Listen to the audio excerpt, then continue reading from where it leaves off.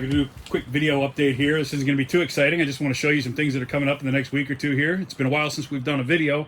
The business side of things has been keeping us a little bit busy here, and you know, we got to pay the bills before we can have fun. So I've gotten some deliveries today. I got a shipment from Prusa, which has my SL1 kit and my CW1.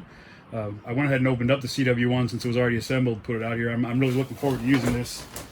Should be a fun unit to play with. I'm really interested in seeing how that compares to using like ultrasonic cleaner and the nail lamps I've been using and all that for post-processing my SLA prints.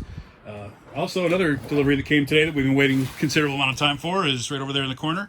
That is the new Phrozen Transform, which is a large format SLA printer.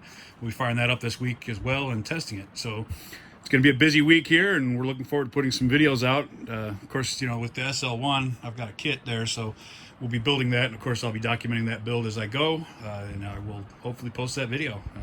Hopefully we'll get it done here in the next day or so. So stay tuned. We got some great videos coming out, some really interesting machines to play with.